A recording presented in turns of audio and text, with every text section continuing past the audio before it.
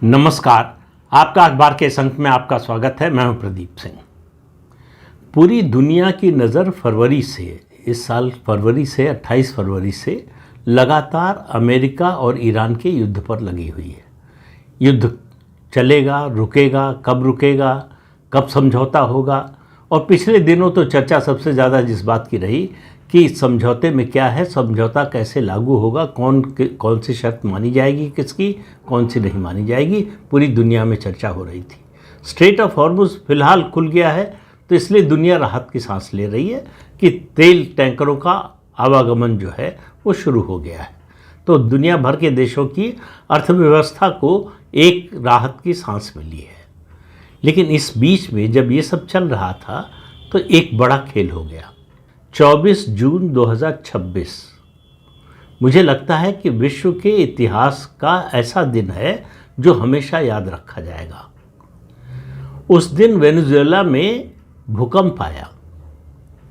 एक भूकंप 7.2 मैग्नीट्यूड का रिक्टर स्केल पर और दूसरा 7.5 मैग्नीट्यूड का रिक्टर स्केल पर। दोनों के बीच अंतर सिर्फ 59 सेकेंड का।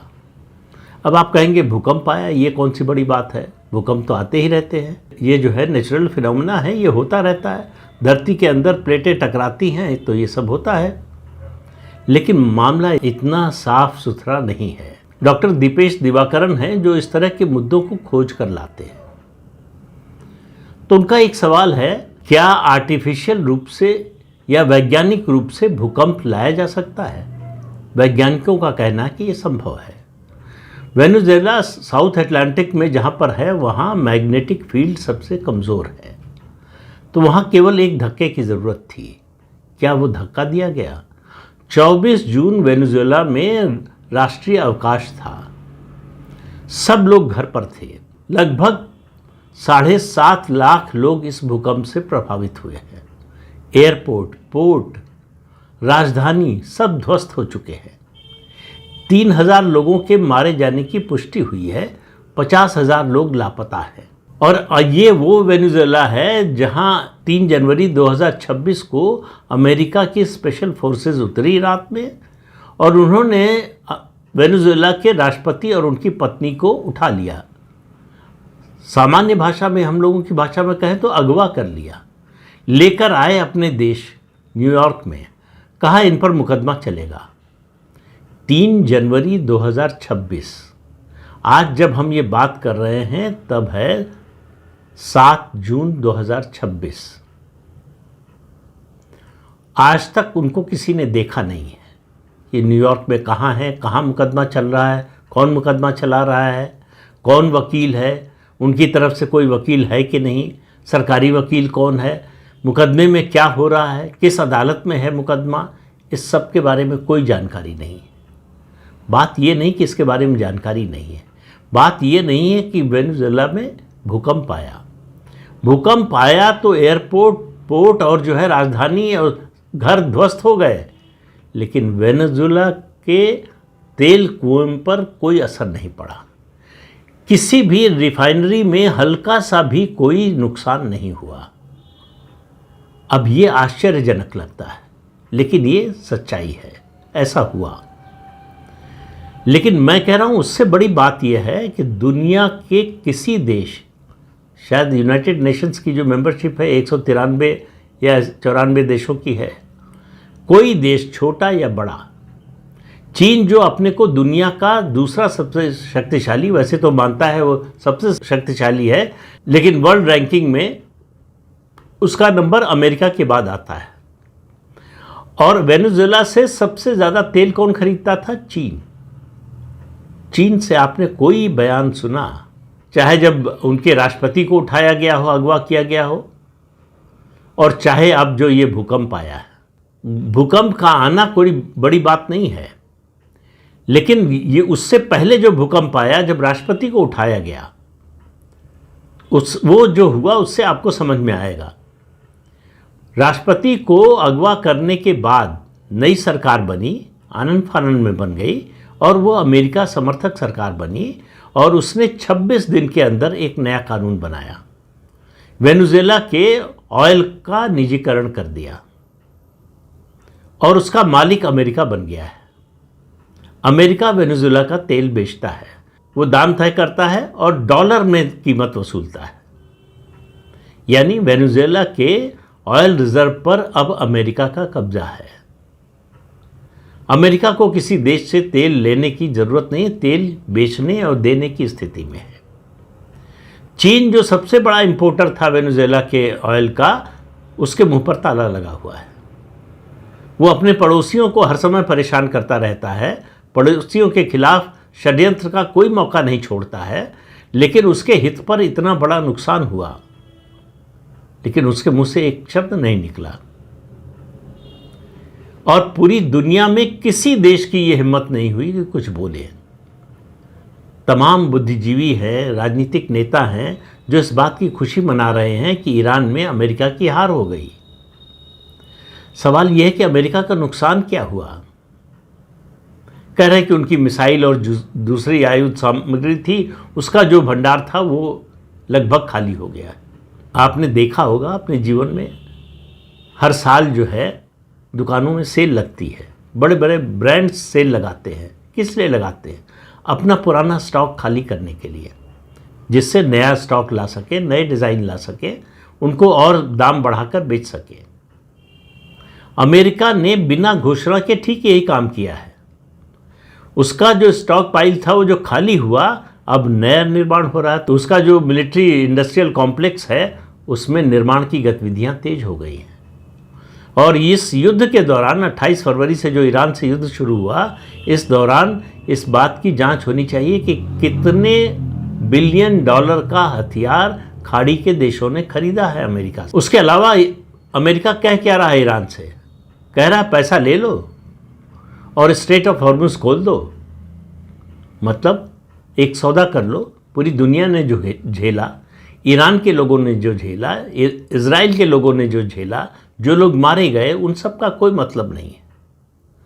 अब अमेरिका के लिए ईरान का जो परमाणु कार्यक्रम है वो प्राथमिकता में नज़र नहीं आता। वेनेजुएला में ये कृत्रिम भूकंप आया और IMF ने कंस्ट्रक्शन फंड का जो अपना खजाना खोल दिया और वहाँ अमेरिकी कंपनियाँ पहुँचने लगी हैं नए निर्माण के लिए। तो अमेरिका का क्या घाटा हुआ?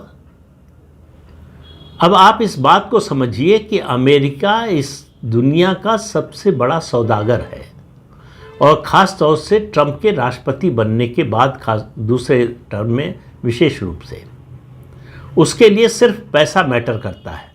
इस युद्ध के दौरान राष्ट्रपति डोनाल्ड ट्रंप, उनके करीबी लोगों ने शेयर मार्केट में कितना पैसा कमाया, ये भी एक शोध का विषय होगा। वो सामने आएगा, कुछ समय लगेगा उसमें। तो ट्रंप के लिए दुनिया में देशों से संबंध सब सौदेबाजी है। अमेरिका वैसे भी किसी को जो है स्थायी दोस्त नहीं मानता, वो सिर्फ और सिर्फ अपना हित देखता है। हर देश को देखना चाहिए अपना नेशनल इंटरेस्ट, इसमें कोई बुराई नहीं है। लेकिन ट्रंप के इस राज में ट्रंप और अमेरिका का आर्थिक हित कहाँ है? सिर्फ आर्थिक हित। ट्रंप की नीतियों से लगता है कि वो लॉन्ग टर्म रिलेशनशिप में विश्वास नहीं करते। आज और अभी क्या मिलने वाला है, आज और अभी हमको क्या दे सकते हो, नहीं दोगे तो छीन लेंगे। OTT पर एक जो है सीरीज आई थी जिसमें जो विलन है वो कहता है कि बिंदिया पर हमारा राज है। स्थान का नाम है बिंदिया। जो हमारा है वो हमको मिलता नहीं तो हम छीन लेते हैं। सीरीज का नाम है बिंदिया के बाहुबली। वही हाल अमेरिका का है इस समय। ये इस बात में अब कोई ज़्यादा शंका नहीं रह गई है कि ये जो भूकंप था, और भूगर्भ शास्त्री भी कह रहे हैं कि ये प्राकृतिक भूकंप नहीं था। अब वैज्ञानिकों की जो रिसर्च है वो बताती है कि इस तरह के आर्टिफिशियल भूकंप लाए जा सकते हैं। दो तरह से, आमतौर पर तो जो भूकंप जो है एक तो प्राकृतिक रूप से आता है, दूसरा भूकंप कभी कभी आता है जब कोई देश परमाणु परीक्षण करता है ज़मीन के अंदर, तब भी भूकंप जैसी स्थिति बनती है। या फिर परमाणु हथियारों का जखीरा जहां हो वहां पर अटैक हो। छोटा सा अटैक किया था ऑपरेशन सिंदूर में भारत ने, और पाकिस्तान में उस इलाके में 3 बार भूकंप आए ऐसा कहा जा रहा है। हालांकि पाकिस्तान डिनाई करता है, लेकिन अमेरिकन विशेषज्ञों ने इस बात को स्वीकार किया। लेकिन बात भारत और पाकिस्तान की नहीं हो रही है, बात हो रही है अमेरिका की। और अमेरिका जिस तरह से कर रहा है, समर्थ को नहीं दोष घुसाएं। अमेरिका ये मानकर चलता है कि वो जो चाहे करेगा और उस पर कोई उंगली नहीं उठाएगा, और ये हो रहा है। आप बात कर लीजिए चीन की, रूस की, भारत की और पूरे यूरोप की। पूरे यूरोप में कोई ऐसा देश नहीं है जो अमेरिका की इन हरकतों के खिलाफ खड़े होने की हिम्मत कर सके, बोल सके। चीन जिसके साथ ट्रंप खड़े होकर शी जिनपिंग के साथ G2 की बात करते हैं, तो वो G2 नहीं है। वो चाहे अपने घर में बुलाकर ट्रंप की कितनी भी बेइज्जती कर ले, लेकिन जो वेनेजुएला में किया है ट्रंप ने, उसका कोई जवाब अभी तक शी जिनपिंग नहीं दे पाए हैं, और फिलहाल दे पाएंगे इसकी कोई उम्मीद भी नजर नहीं आती। तो झेल कौन रहा है? सबसे ज़्यादा वेनेजुएला के लोग। उनका राष्ट्रपति चला गया, किसी ने आवाज़ नहीं उठाई। जो नई सरकार बनी उसने सरेंडर कर दिया अमेरिका के सामने। जो सबसे बड़ा एसेट था वेनेजुएला का, उसका ऑयल रिजर्व, वो पूरा का पूरा अमेरिका का कब्जा हो गया उस पर। न तो वेनेजुएला से कोई आवाज़ उठी, न दुनिया में और कहीं किसी देश से। अब वेनेजुएला के तेल का अमेरिका मालिक हो रहा है। वो आप कह रहा आइए हमसे तेल खरीदिए, और जिसको तेल की ज़रूरत है वो खरीदेगा भी। तो अमेरिका की पौ 12 है, चाहे वेनेजुएला हो, चाहे ये ईरान से युद्ध हो। उसका हथियार ख़त्म हो रहा है, उसका हथियार नष्ट हुआ, इस पर मत जाइए। वो अमेरिका के लिए अवसर है, वो आपदा नहीं है। अमेरिका आज तक कोई युद्ध नहीं जीता है, और अमेरिका युद्ध जीतने के लिए लड़ता भी नहीं है।